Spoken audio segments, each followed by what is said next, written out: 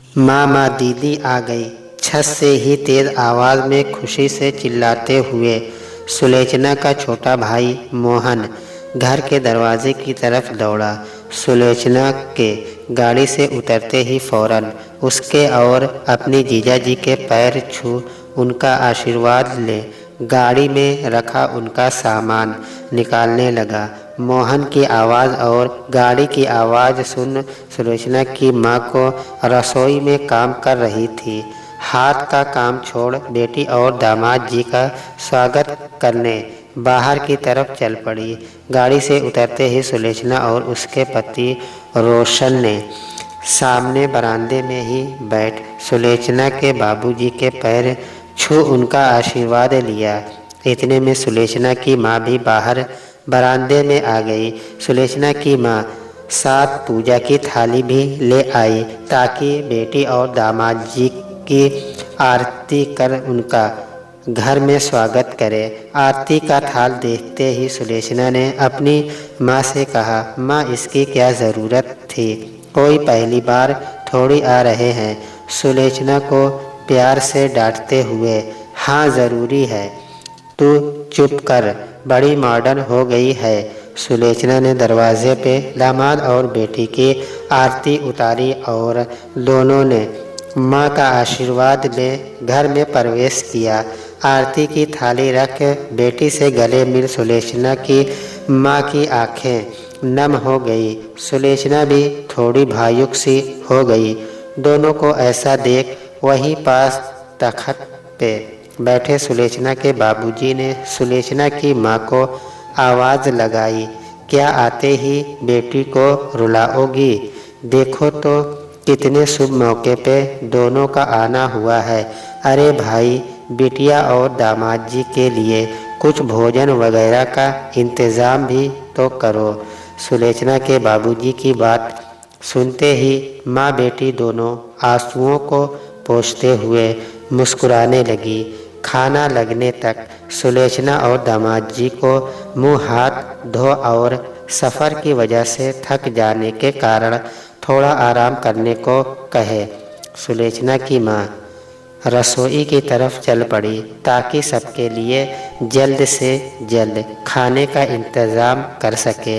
सुलोचना दिखने में माध्यम कटकाठी और नटखट मिजाज की लड़की थी। वैसे उसका नटखट स्वभाव शादी के पहले तक ही था। शादी के बाद सांसारिक जीवन में प्रवेश करते ही एकाएक उसमें सुलझापन और समझदारी आ गई थी। वैसे इसका पूरा श्रेय उसके पति रोशन को जाता है, जिसने अपनी समझदारी और प्यार से सुलोचना के स्वभाव में वक्त के साथ बदलाव में काफ़ी मदद की, वरना वो तो पगली अपनी ना समझी से कुछ न कुछ गड़बड़ कर ही दिया करती थी। 21 साल की थी सुलोचना जब उसकी शादी हुई थी। रोशन उससे उम्र में 6 साल बड़ा था। रोशन सरकारी नौकरी में पेशे से सिविल इंजीनियर था। वेल सेंटर और परिवार से काफ़ी संपन्न था। वैसे सुलोचना भी एक अच्छे खानदानी परिवार से ताल्लुक़ रखती थी।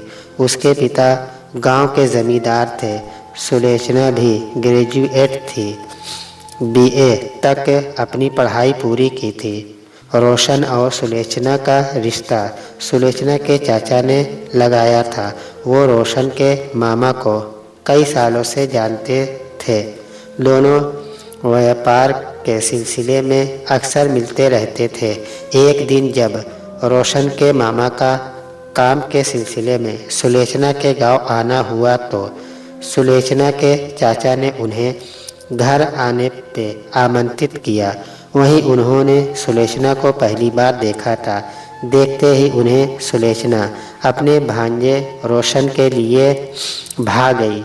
उसी दौर में रोशन के लिए भी लड़की ढूंढी जा रही थी।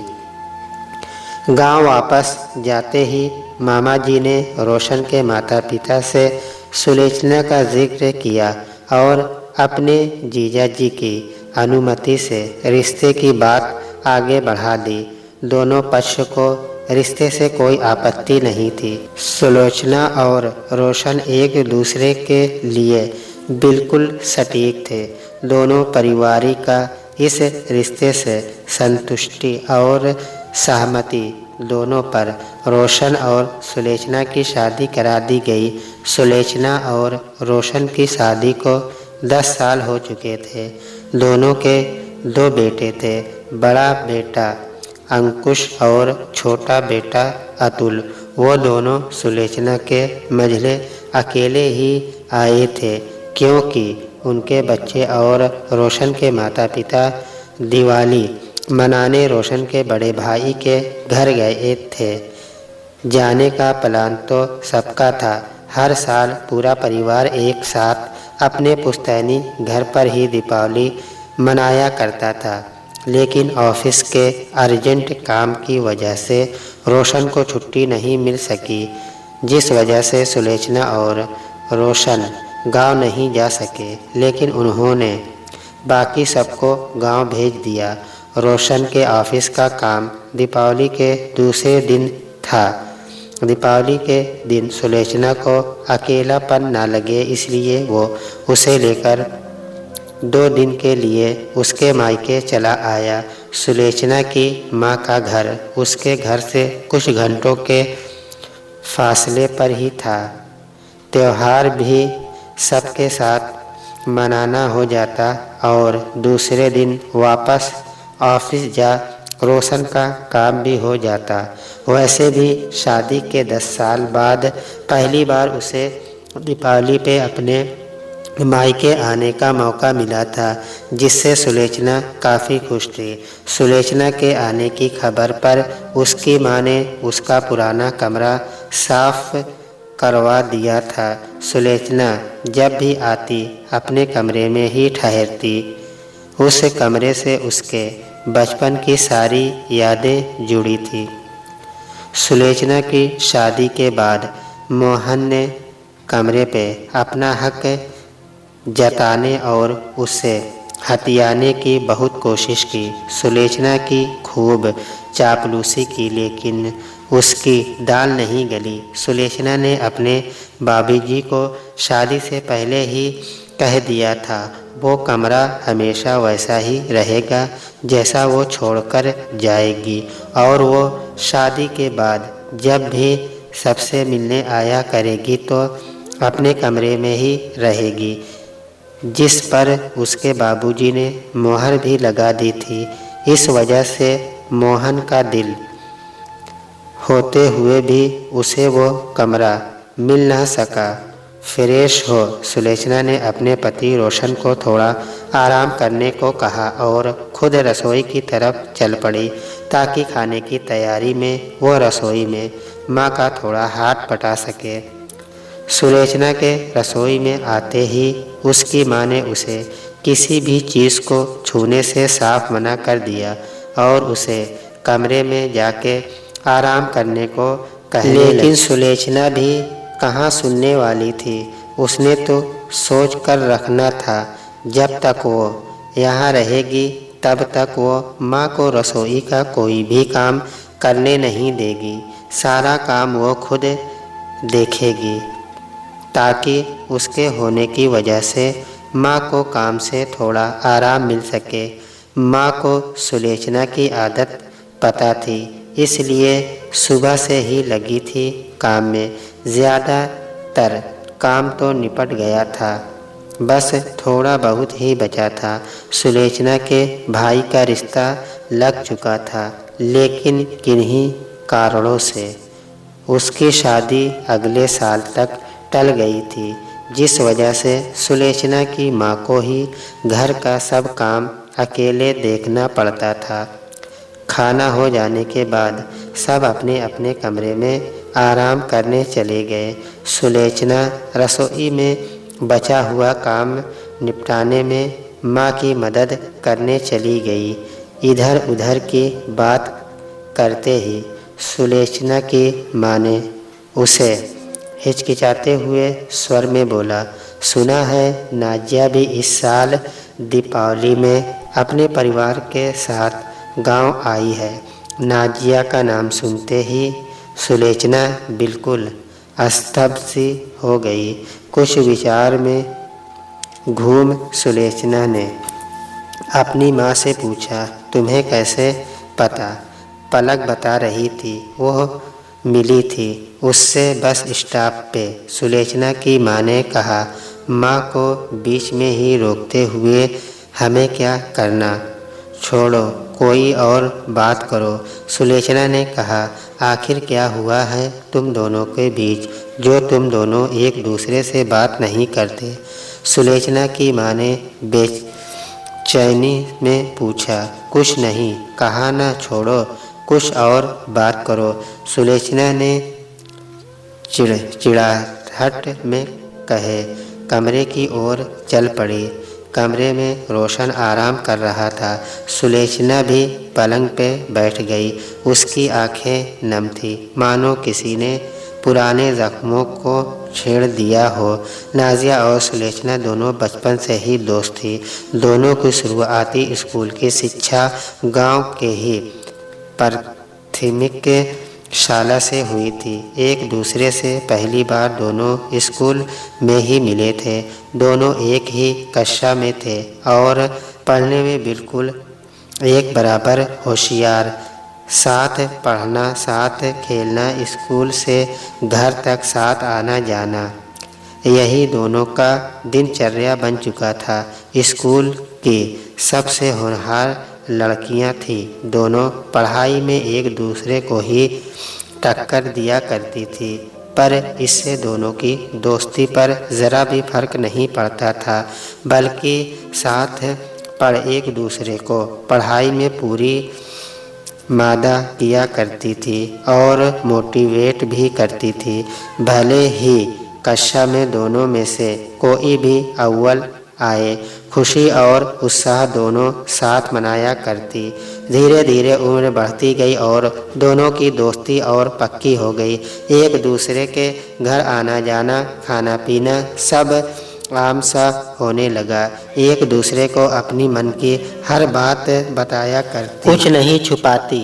एक दूसरे के त्योहारों में एक दूसरे के घर जाना, एक दूसरे के परिवार को बिल्कुल अपने परिवार के जैसा समझा करती थी। दोनों के परिवार वालों भी उन दोनों के साथ बिल्कुल एक सा बर्ताव किया करते थे। नाजिया को दिवाली बेहद पसंद थी। हर साल दिवाली के मौके पर दिवाली की तैयारियां और घर को सजाने में सुलोचना की पूरी मदद किया करती, बल्कि दिवाली के मौके पे सुलोचना के घर को सजाने की पूरी जिम्मेदारी नाजिया और सुलोचना की ही हुआ करती। अपने हाथों से दोनों एक से बढ़कर एक खूबसूरत कंदील, झालर, रंगोली, रंग बिरंगे कजार के भरे हुए गुलदस्ते बना घर को पूरे गांव में सबसे सुंदर सजाने में लगी रहती, जिसकी तैयारियों को लोग हल्फ से किया करती थी। नाजिया तो सुलोचना के घर पे दिवाली के मौके पे चूड़ा, चकली और दूसरे फरसद बनाने में भी मदद किया करती थी। रसोई का पूरा काम तो दोनों सहेलियों को सुलोचना की माँ ने ही सिखाया था। नाजिया और सुलोचना का परिवार दोनों में बिल्कुल भी फर्क नहीं किया करता था। बिल्कुल यही अपनापन सुलोचना को भी नाजिया के घर से मिला करता था। दोनों बिल्कुल सगी बहनों की तरह रहती थी। एक दूसरे के बिना कहीं नहीं जाया करती थी और ना ही एक दूसरे को बिना बताए कोई काम किया करती थी। उम्र बढ़ने के साथ साथ दोनों की दोस्ती और भी गहरी होती जा रही थी। दोनों ने 12वीं की पढ़ाई पूरी होने के बाद साथ ग्रेजुएशन करने का तय किया। उस दौर में लड़कियों ज़्यादा पढ़ा लिखा नहीं करती थी। कुछ की शादी जल्दी हो जाती तो कुछ घर के काम में लग जाती। कॉलेज गांव से बाहर था। दोनों की पढ़ाई में रुचि देख सुलेचना और नाजिया के घर वालों ने उसका दाखिला कॉलेज में करवा दिया। कॉलेज जाने के लिए दोनों लड़कियों को एक दूसरे का साथ था, जिससे दोनों के परिवार को भी हिम्मत थी। सुलेचना और नाजिया की साथ की किसी भी लड़की ने 12वीं के बाद पढ़ाई नहीं की। वो दोनों कॉलेज में पढ़ने वाली गांव की शुरुआती लड़कियों में से थी। दोनों को एडमिशन में बिल्कुल भी दिक्कत नहीं गई। दोनों के 12वीं में नंबर अच्छे थे, जिस वजह से एडमिशन आसानी से हो गया। कॉलेज में दोनों की मुलाकात और भी कई लड़कियों से हुई। उन्हीं में से एक थी पलक और दूसरी थी राधिका। वो भी उनके साथ एक ही बेंच में थी। पलक और राधिका का घर कॉलेज के पास ही था। पहले वो साल तो काफ़ी अच्छे गुजारे। दोनों को कुछ और सहेलियां मिल गई थी, जिस वजह से पढ़ाई भी जम के होती और मस्ती तो उससे दोगुनी हुआ करती। लेकिन कॉलेज में अव्वल आने की टक्कर आज भी सुलेचना और नाजिया में ही थी। दोनों अपनी सभी सहेलियों को पढ़ाई में मदद किया करती थी। ज़्यादातर तो सब पलक के घर मिलकर ग्रुप में पढ़ा करती। पलक का घर कॉलेज से बिल्कुल करीब था, जिस वजह से सभी सहेलियां अक्सर लेक्चर फ्री होने का फ़ायदा उठा कभी साथ कुछ पढ़ लिया करती तो कभी कुछ खेल हो जाया करता। सबका अपनी कॉलेज की ज़िंदगी को पढ़ाई के साथ पूरा एंजॉय कर रही थी। वो लोग कॉलेज के 2 साल पढ़ाई और मस्ती में कैसे बीत गए पता ही नहीं चला। अब बस कॉलेज का आखिरी साल था। सबका मिड टर्म के एग्ज़ाम होने के बाद दीपावली की छुट्टी लगती थी। आखिरी इम्तिहान दीपावली के 2 दिन पहले तक था, जिस वजह से नाजिया और सुलेचना को इस साल दीपावली पे घर को मन मुताबिक सजाने का मौका नहीं मिल पाया था। दोनों ने तय किया एग्ज़ाम ख़त्म होते ही कॉलेज से जल्दी घर वापस आ दोनों दीपावली की त्योहारियों में लग जाएंगे, ताकि दोनों कसर न बच पाए उनके घर सजाने में। वहीं कॉलेज में सभी सहेलियों के इम्तिहान तो पूरे हो गए, लेकिन राधिका का एक असाइनमेंट उसकी लापरवाही की वजह से रह गया था, जिसे उसके शिक्षक ने दीपावली की छुट्टी से पहले जमा करने को कहा था। राधिका ने अपना कॉलेज का काम नाजिया पे डालने की कोशिश की और कुछ बहाना बना अपना असाइनमेंट नाजिया को पूरा करने को कहा, जिस पर सुलेचना और नाजिया ने उसे अपनी दीपावली की तैयारी की बात बताई। नाजिया ने राधिका को अपनी असाइनमेंट की रखी हुई एक्स्ट्रा कॉपी दे दी, ताकि उससे मदद ले वो अपना असाइनमेंट पूरा कर ले। राधिका ने नाजिया की कॉपी रख तो ली, लेकिन उसकी मदद न करते हुए सुलेचना की घर सजाने में मदद करने की बात उसे कहीं न कहीं खटक सी गई। इतनी ज़रा सी बात को उसने दिल पे लगा लिया। नाजिया से अपनी नाराज़गी उसने पलक से शेयर की, जिस पर पलक ने उसे थोड़ा बहुत समझाकर बात टाल दिया। इधर नाजिया और सुलेचना कॉलेज से वापस घर आ खाना खा अपने काम में लग गई। उधर नाजिया की दी हुई असाइनमेंट कॉपी की मदद से असाइनमेंट पूरा करते हुए राधिका नाजिया को लेकर काफ़ी नाराज़ थी। उसकी सोच थी कि नाजिया उसके असाइनमेंट के लिए उसके साथ नहीं रुकी। दिवाली का दिन आ गया। हर साल की तरह दोनों इस साल भी खूब एंजॉय कर रही थी। आने वाले वक्त से बेखबर दोनों लगी थी, पटाखे फोड़ने और लोगों को मिठाई खिलाने में। दिवाली की छुट्टी खत्म होते ही कॉलेज दोबारा शुरू हो गया। ये आखिरी टर्म था दोनों का। कॉलेज के पहले दिन सभी सहेलियां एक दूसरे से काफ़ी उत्साह से मिल रही थी, बात कर रही थी। पर राधिका का बर्ताव नाजिया के लिए पहले जैसा नहीं था। वो उससे बात करने से कट रही थी। सुलोचना से बात करते हुए वो नाजिया से नज़र चुरा रही थी, अनजान बन रही थी, जिसे नाजिया ने तो ध्यान नहीं दिया, लेकिन पलक ने भाप लिया। पर उस वक्त कुछ कहने से परहेज किया। नाजिया खुद आगे बढ़ाकर राधिका से बात करने लगी। राधिका को अब नाजिया और सुलोचना की दोस्ती खटकने लगी थी। उन दोनों का हमेशा एक साथ रहना, एक दूसरे को हर चीज़ में सपोर्ट करना अब उसे चुभने लगा था, जिस वजह से वो दोनों के बीच कई बार बातों का हेर फेर करने लगी थी। दोनों की बातों को घुमा फिरा कर और तोड़ मोड़ कर एक दूसरे को बताने लगी थी। पहले तो दोनों राधिका की बातों को नज़रअंदाज करने लगी, लेकिन धीरे धीरे उसकी बातें उन पे कहीं न कहीं असर भी कर रही थी। नाजिया और सुलोचना की गलती इतनी थी कि इतनी पुरानी और गहरी दोस्ती होने के बावजूद भी दोनों ने एक दूसरे से बातों को साफ नहीं किया और दूसरे की बात में आ रही थी। कॉलेज में सभी को अपने आखिरी टर्म में असाइनमेंट जमा करना था। सुलोचना को घर पे रोशन और उसके घरवाले देखने आने वाले थे, जिस वजह से उसका कॉलेज असाइनमेंट जमा करने जाना। उनके इम्तिहान का रिजल्ट आ गया।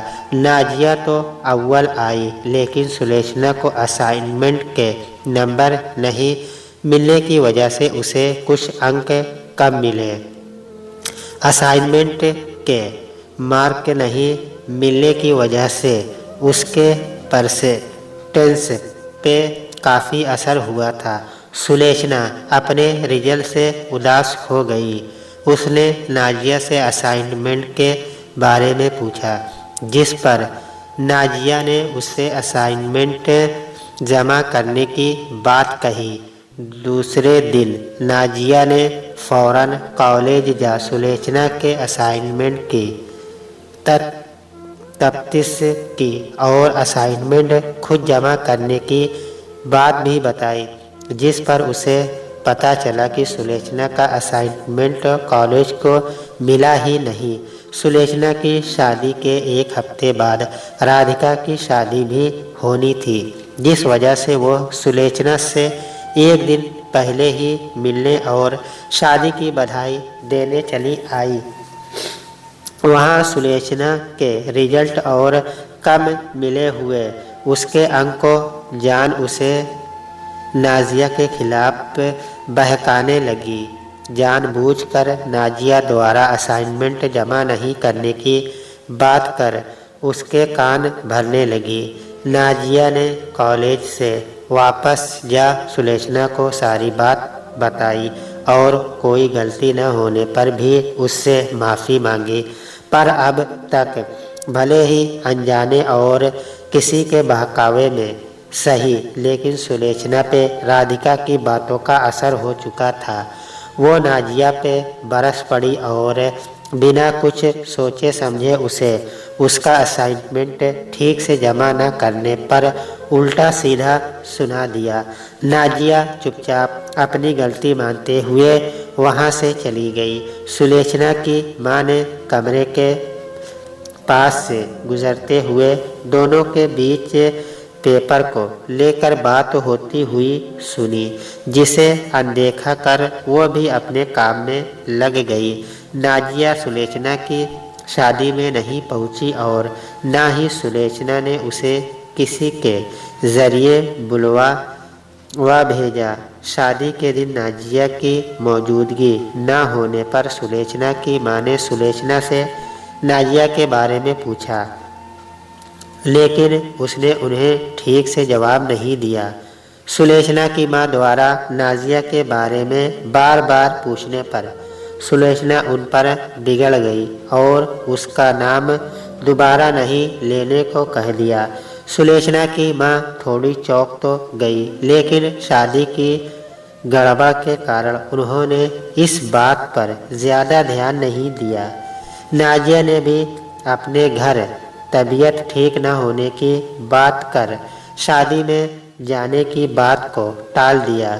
बचपन की दोस्ती किसी की जलन का शिकार हो चुकी थी। दोनों के बीच अब गलतफहमी की दीवार बन चुकी थी। कुछ ही महीनों के बाद नाजिया की भी शादी हो गई। नाजिया और सुलोचना की सहेली पलक की शादी उनके ही गांव के लड़के से हुई। सभी सहेलियां अपने अपने अग्रस्त जीवन में इतनी उलझी कि परिवार और घर संभालने के चक्कर में एक दूसरे से बिल्कुल कट सी गई। शादी के बाद कभी नाजिया और सुलोचना की मुलाकात नहीं हुई। दोनों का गांव आना जाना काफ़ी कम हो चुका था। नाजिया और सुलोचना की दोस्ती के बीच आई दरार के बारे में किसी को भी भनक नहीं थी। यहाँ तक कि पलक को भी इसकी जानकारी नहीं थी। शादी के बाद उन सब की कभी एक साथ मुलाकात भी नहीं हुई। पलक को कभी कभी बाजार में सुलोचना की मां मिल जाया करती। उन्हीं से उसे सुलोचना के बारे में पता चल जाया करता। सुलोचना और नाजिया की दोस्ती में आए बदलाव को परख सुलोचना की मां ने सुलोचना से इस बारे में जानने की बहुत कोशिश की, लेकिन सुलोचना ने उन्हें कभी कुछ नहीं बताया और हमेशा बात को टाल दिया करती। कई साल ऐसे ही बीत गए।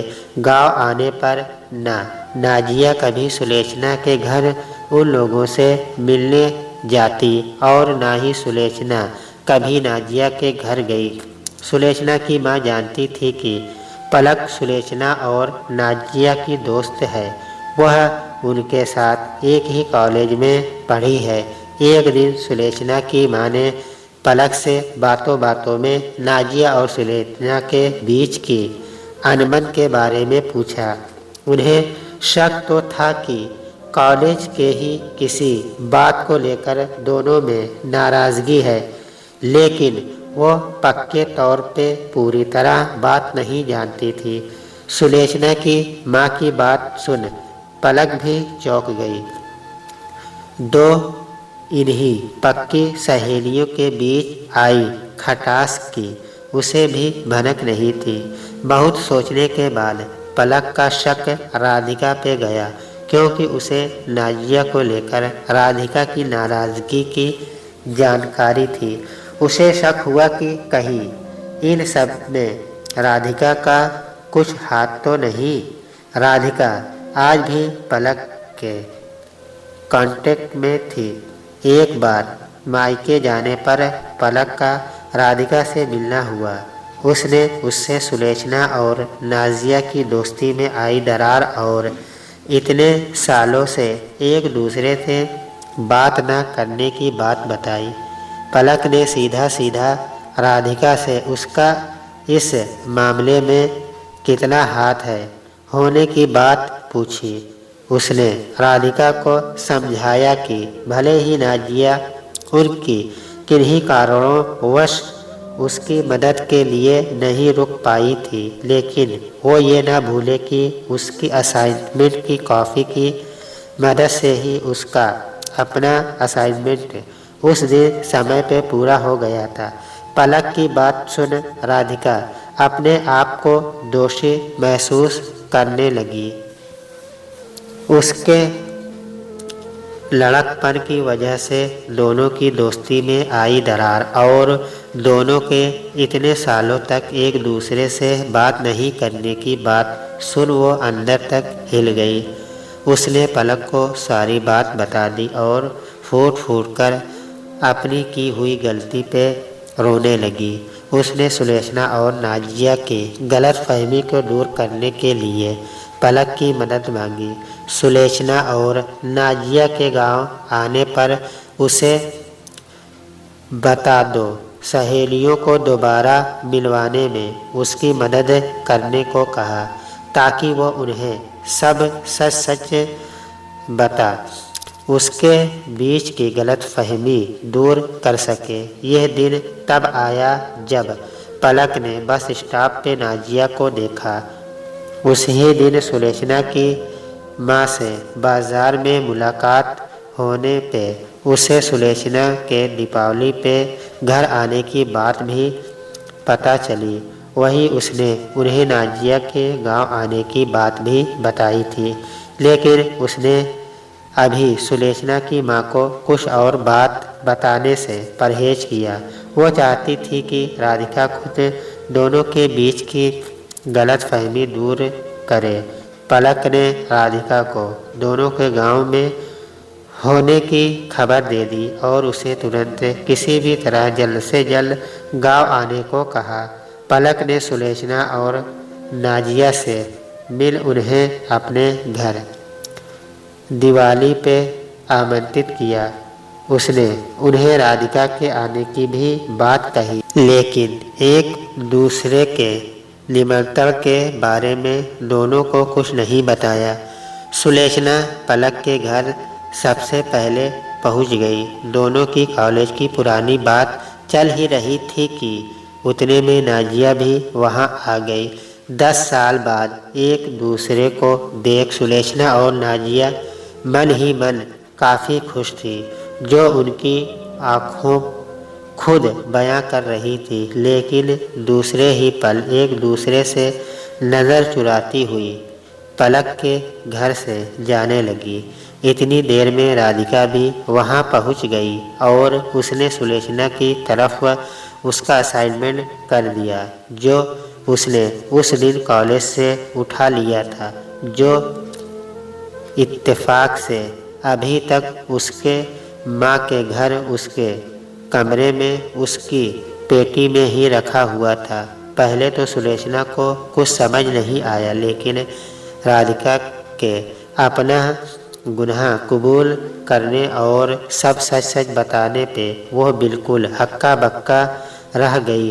राधिका से सच जान सुलेखना नाजिया से माफ़ी मांगने लगी और दोनों दोस्त एक दूसरे से गले लग खूब रोने लगे। आज आंसुओं के साथ साथ दोनों के बीच की इतने सालों की गलतफहमी साफ हो रही थी। राधिका ने दोनों से अपने किए की माफ़ी मांगी और साथ पलक का शुक्र यह अदा भी किया। सुलेखना और नाजिया ने राधिका को माफ़ कर दिया। इतने सालों बाद आज दीपावली के दिन दोनों दोस्त फिर एक साथ थे। दीपावली के प्रकाश से आज दोनों के बीच आए कई सालों पुराना गलतफहमी का अंधकार मिट चुका था। आज दोनों सहेली दीपावली की अपनी पुरानी यादों को दिए की रोशनी से फिर रोशन करने को बेताब थी।